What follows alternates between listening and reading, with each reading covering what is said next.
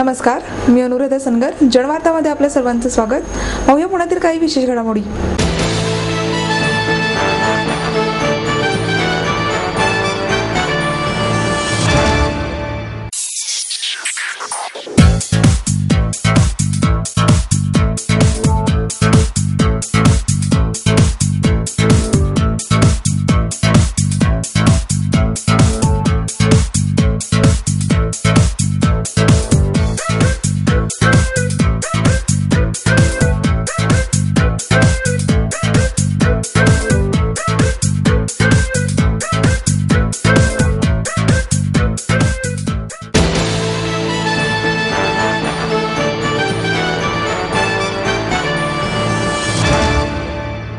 यशवंतराव चव्हाणांनीच मला जनसेवेच्या क्षेत्रात जाण्याचा कानमंत्र दिला, अशी भावना सिक्कीमचे राज्यपाल श्रीनिवास पाटील यांनी व्यक्त केली. विश्वशांती केंद्र आळंदी आणि माइट्स MITच्या वतीने MITच्या 31व्या स्थापना दिनानिमित्त पाटील यांना यशवंत नीती साहित्य संस्कृती दर्शन पुरस्कार प्रदान करण्यात आला. MITचे संस्थापक प्राध्यापक डॉक्टर विश्वनाथ कराड पाटील यांच्या पत्नी रजनीताई पाटील, MITचे कार्यकारी संचालक प्राध्यापक राहुल कराड आणि प्राध्यापक मंगेश कराड, कार्यकारी संचालिका डॉक्टर सुचित्रा कराड नगारे, संस्थापक विश्वस्त प्रकाश जोशी, सुरेश गैसास यावेळी उपस्थित होते. MITतील उल्लेखनीय सेवा केलेल्या प्राध्यापकांचा स्थापना दिन पुरस्काराने गौरव करण्यात आला. यशवंतराव चव्हाण यांचे मार्गदर्शन आणि शरद पवार यांच्याशी असलेली मैत्री यातूनच माझे सार्वजनिक जीवन घडले, असे सांगत पाटील यांनी यशवंतरावांच्या आठवणींना उजाळा दिला. तुझे LLBचे पेढे असतील तर ते मला नकोत, पण तू डेप्युटी कलेक्टर झाला असशील तर मी ते नक्की आनंदाने खाईन, असे म्हणणाऱ्या यशवंतराव चव्हाणांनीच मला जनसेवेच्या क्षेत्रात जा असा मंत्र दिला. आज त्यांच्याच नावाचा पुरस्कार मला मिळतोय हे माझे भाग्यच, अशा भावना पाटील यांनी यावेळी व्यक्त केल्या. जनतेच्या विकासासाठी प्रयत्न करण्याचा आणि त्यात पुण्याचे योगदान घेण्याचा माझा मानस आहे, असेही पाटील यांनी सांगितले. राज्याच्या शैक्षणिक प्रगतीत वसंतदादा पाटलांचे योगदान आहे, त्यामुळेच मला MIT कॉलेजची स्थापना करता आली. संस्थेच्या प्रगतीत सर्व सहकाऱ्यांचा वाटा आहे, असे डॉक्टर विश्वनाथ कराड यांनी सांगितले.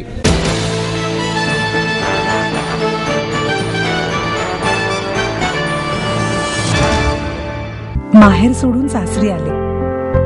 इथेही प्रेमाची मायेची माणसं होती, पण माझं भविष्य सुरक्षित आहे याचा आनंद आत्मविश्वास वाढवणारा होता. Samruddha Jeevan multistate multipurpose cooperative society limited. गुंतवणूक भावनांची, आनंद लक्षावधीचा. Samruddha Jeevan multistate multipurpose cooperative society limited.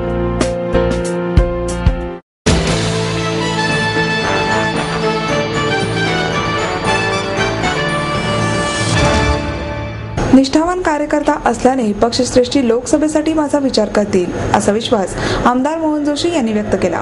खासदार सुरेश कलमाडी यांनी लोकसभेसाठी इच्छुक असल्याचे सांगून काँग्रेसकडून संधी मिळण्याचा आशावाद 2 दिवसांपूर्वीच व्यक्त केला होता. त्या पार्श्वभूमीवर मोहन जोशी यांनी थेट कलमाडी यांचे नाव न घेता प्रतिक्रिया दिली. 1999च्या लोकसभा निवडणुकीवेळी राष्ट्रवादी पक्षाची स्थापना झाली. त्यावेळी ऐनवेळी बाहेर पडून काही जणांनी काँग्रेस पक्षाची अडचण करण्याचा प्रयत्न केला. त्यावेळी लोकसभेची निवडणूक लढवून दुसऱ्या क्रमांकाची मते मिळवली होती.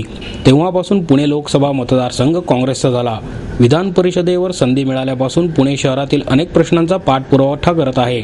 या सर्व गोष्टींचा विचार लोकसभेची उमेदवारी देताना पक्षश्रेष्ठी करतील. विधिमंडळाच्या पावसाळी अधिवेशनात 100% उपस्थित राहून 69 तारांकित प्रश्न आणि 25 लक्षवेधी सूचना मांडल्याचा दावा मोहन जोशी यांनी केला.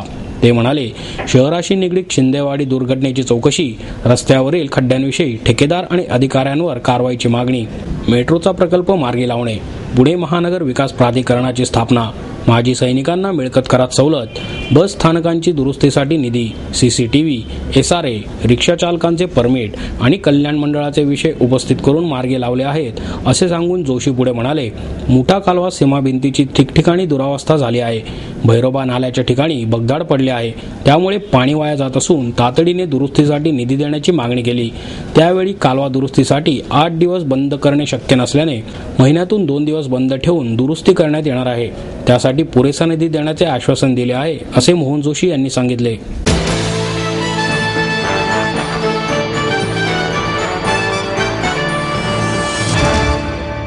चोरांविरोधात पुण्यासह राज्यभर नाशिक पॅटर्न राबवण्यात येणार आहे, अशी माहिती गृहमंत्री RR पाटील यांनी दिली. दिवसेंदिवस वाढणाऱ्या सोनसाखळी चोरीच्या घटना रोखण्यासाठी पुण्यासह राज्यभर नाशिक पॅटर्न राबवण्यात येणार आहे, असे गृहमंत्री आर पाटील यांनी स्पष्ट केले. धूम स्टाईलने दुचाकीवरून मिरवणाऱ्यांविरोधात कारवाई सुरूच राहणार असल्याचे त्यांनी सांगितले. पुण्यरत्न चॅरिटेबल ट्रस्टच्या वतीने देण्यात येणाऱ्या रणरागिणी पुरस्काराचं वितरण पाटील यांच्या हस्ते झाले. त्यानंतर ते पत्रकारांशी बोलत होते. पुणे शहर आणि उपनगरांमध्ये महिलांच्या गळ्यातील मंगळसूत्र पळवण्याच्या घटनांमध्ये वाढ झाली आहे. वेगवेगळ्या पातळ्यांवर प्रयत्न करूनही या घटना कमी होत नाहीत. पुण्यासह राज्यातील अन्य शहरांमध्ये अशा घटना घडत आहेत. परंतु नाशिक पोलिसांच्या प्रयत्नांना यश आले असून त्यांनी केलेल्या उपाययोजना राज्यातील अन्य शहरांमध्ये राबवण्यात येतील. या संदर्भात पोलीस महासंचालकांशी चर्चा केली जाणार आहे, असे पाटील यांनी सांगितले. सीसीटीव्ही यंत्रणा उभारण्याचे काम अंतिम टप्प्यात आले असून त्यासाठी टेंडर प्रक्रिया सुरू आहे, असे ते म्हणाले. येरवड्यातील बालग्राममधील 7 वर्षांच्या मुलीच्या मृत्यूची चौकशी करून गुन्हा दाखल करण्याच्या सूचना केल्या जातील, असेही त्यांनी स्पष्ट केले. लवकरच पोलिसांना चांगल्या दर्जाची घरे उपलब्ध करून दिली जातील. मुंबईत किमान 350 चौरस फुटांचे तर पुण्यात पुरेशी जागा मिळाल्यास त्यापेक्षा मोठी घरे उभारण्यात येतील, असेही पाटील यांनी सांगितले.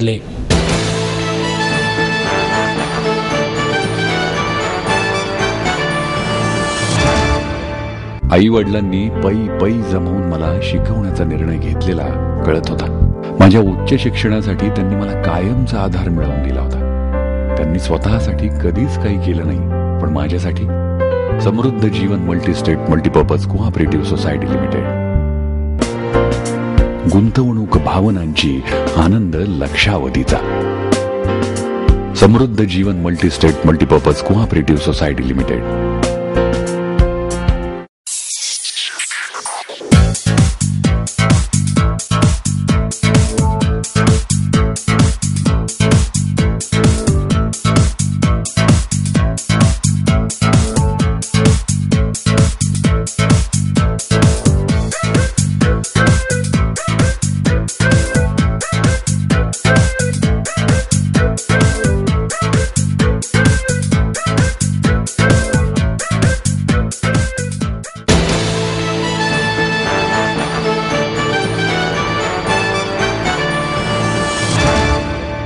शिंदेवाडी दुर्घटना आणि पुण्यातील विकास प्रश्नांवर अधिवेशनात आवाज उठवल्याचे आमदार गिरीश बापट आणि आमदार माधुरी मिसाळ यांनी पत्रकार परिषदेत सांगितले. शिंदेवाड्यातील बेकायदा टेकडीफोड, SRA नियमावली, मेट्रो, PMRDA, रिक्षा चालकांचा प्रश्नांपासून ते रस्त्यावरील खड्ड्यांपर्यंतच्या विषयावर अधिवेशनात आम्ही आवाज उठवला, असा दावा या आमदारांनी स्वतंत्रपणे पत्रकार परिषद घेऊन केला. त्यामुळे हे प्रश्न मार्गी लागण्यास मदत होणार असल्याचेही त्यांनी सांगितले. शिंदेवाडीतील दुर्घटना आणि कात्रज परिसरातील टेकडीफोड महामार्ग प्राधिकरण, महसूल विभाग, सार्वजनिक बांधकाम विभाग आदी सर्व शासकीय यंत्रणांच्या संगनमतातून झाल्याचा आरोप आमदार गिरीश बापट यांनी केला. ते म्हणाले, त्यामुळे याची न्यायालयीन चौकशी झाली पाहिजे. तर पुरवणी मागणी 2000 कोटी रुपयांचे वाटप सरकारने स्वपक्षाच्या आमदारांना केले होते, त्याबाबत आम्ही आवाज उठवला. राज्यातील कारागृहाची सुरक्षा व्यवस्था धाब्यावर बसवण्यात आली असून कारागृहे ही गुन्हेगार निर्माण करणारी केंद्रे बनली आहेत. गेल्या 10 वर्षात येरवडा कारागृहातून पळालेल्या 58 कैद्यांबाबतही विधानसभेत आवाज उठवला, असेही ते म्हणाले. तसेच शहराच्या जुन्या विकास आराखड्यातील आरक्षित जागा आणि समाविष्ट गावांतील अमेनिटी स्पेसच्या जागांसंदर्भात मुख्यमंत्री पृथ्वीराज चव्हाण यांनी महापालिकेकडून अहवाल मागवला असल्याची माहिती आमदार माधुरी मिसाळ यांनी दिली. पालिकेतील समाविष्ट गावांतील अमेनिटी स्पेसच्या जागा ताब्यात घेता येत नाहीत. त्यासाठी आर्थिक तरतूद झाली का? 739 अमेनिटी स्पेस आहेत, त्यापैकी 128 जागा विकसित केल्या आहेत. विकास आराखड्यात आरक्षित जागा ताब्यात घेण्याचे प्रमाण केवळ 30% आहे. आरक्षित जागांवर अतिक्रमणे झाल्याचे निदर्शनास आणून दिल्यानंतर मुख्यमंत्र्यांनी हे आश्वासन दिले असल्याचे मिसाळ यांनी सांगितले. येरवडा कारागृहातील सुरक्षितता, तेथील आरोग्य सुविधांच्या प्रश्नांवर उपमुख्यमंत्री अजित पवार यांनी त्यासाठी निधी उपलब्ध करून देण्याचे आश्वासन दिले आहे. तर म्हाडाच्या इमारती आणि पूरग्रस्त वसाहतींच्या प्रश्नांवर ठोस मार्ग निघाला नसल्याचे त्यांनी नमूद केले.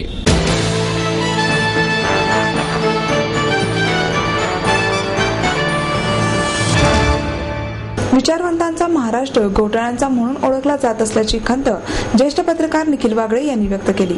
क्रीडा महर्षी हरिभाऊ साने प्रतिष्ठानच्या वतीने प्रल्हाद सावंत यांना NK महाजन यांच्या हस्ते जीवनगौरव, गिर्यारोहक उमेश झिरपे यांना वागळे यांच्या हस्ते कला आणि प्रसिद्ध गायक पंडित आनंद भाटे यांना प्रसिद्ध उद्योगपती DS कुलकर्णी यांच्या हस्ते कला पुरस्कार देऊन गौरव करण्यात आला. यावेळी प्रतिष्ठानचे अध्यक्ष बाळमाने उपस्थित होते. समाजातील प्रामाणिकपणा आणि नैतिकता हरवत चालली आहे, त्यामुळे विचारवंतांचा महाराष्ट्र घोटाळ्यांचा म्हणून ओळखला जात असल्याची खंत व्यक्त करत लोकांची जीवनमूल्यावरील श्रद्धा वाढल्यास समाजात बदल घडून जीवन अधिक सुखकर होईल, असे मत वागळे यांनी व्यक्त केलं. सध्या समाजात अनेक प्रश्न निर्माण झाले आहेत. समाजातील नैतिकता आणि प्रामाणिकपणा हरवत चालला आहे. माणसातील माणुसकी लोप पावत आहे. राजकीय नेत्यांना देशापेक्षा स्वहिताचेच पडले आहे. त्यामुळे सिंचन, 2G आणि कॉमनवेल्थ यासारखे घोटाळे होत आहेत. नागरिकांची जीवनमूल्यावरील श्रद्धा वाढल्यास समाजातील असे सर्व प्रश्न सुटतील, असे वागळे यांनी सांगितले. साहित्य, संगीत आणि खेळ लोकांना जीवन जगण्यास प्रेरणा देत असते, हे ओळखून हरिभाऊ साने यांनी खेळास प्रोत्साहन दिले, असेही वागळे यांनी यावेळी सांगितले.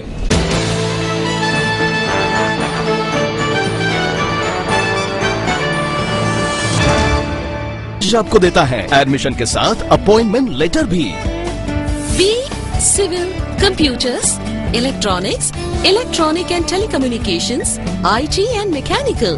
MA computers, electronics, IT and mechanical. Diploma engineering, mechanical and computer. MBA finance, HR and marketing. BCA, BBA, MBA and MCA for engineering और साथ ही D.Pharm, B.Pharm और M.Pharm भी. Siddhant international school CBSE from nursery to 5th standard.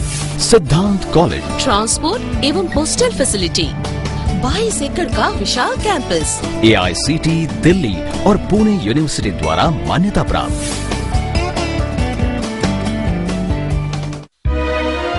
समृद्ध career की or सिद्धांत college, सुदुमरे, Pune. Admission के लिए आज ही कॉल करें या लॉग ऑन करें.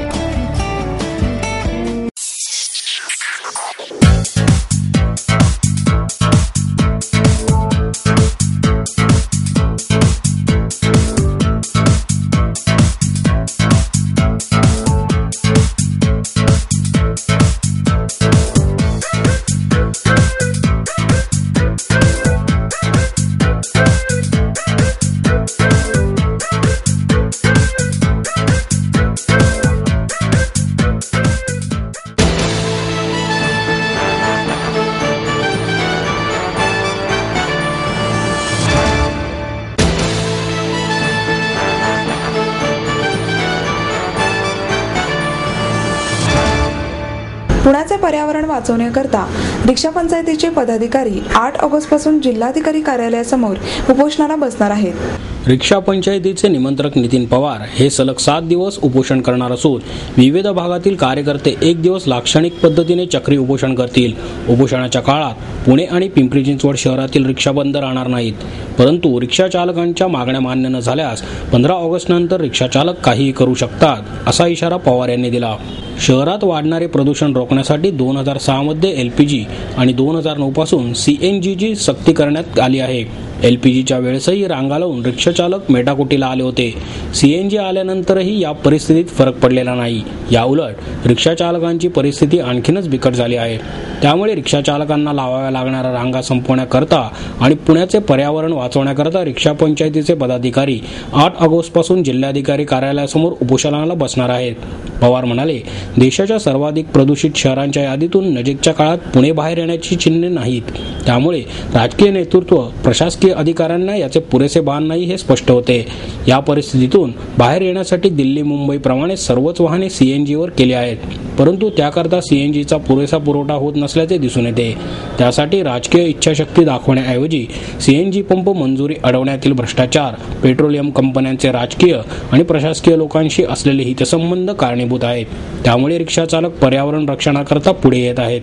रिक्षा पंचायतीच्या वतीने 8 ऑगस्ट रोजी बुधवार पेठेतील हुतात्मा स्मारक येथून सायंकाळी 7 वाजता मशाल रॅली काढण्यात येणार आहे. फडके हौद, महात्मा गांधी पुतळा, बाबासाहेब आंबेडकर पुतळा येथे याचा समारोप होईल. पुण्यात 18 CNG पंप आहेत, त्यातील 2 ऑनलाईन आहेत. तरीही शहराच्या मध्यवस्ती भागात, नगर रस्ता आणि हडपसर येथे CNG पंप सुरू होण्याची आवश्यकता आहे, असंही पवार यांनी नमूद केले.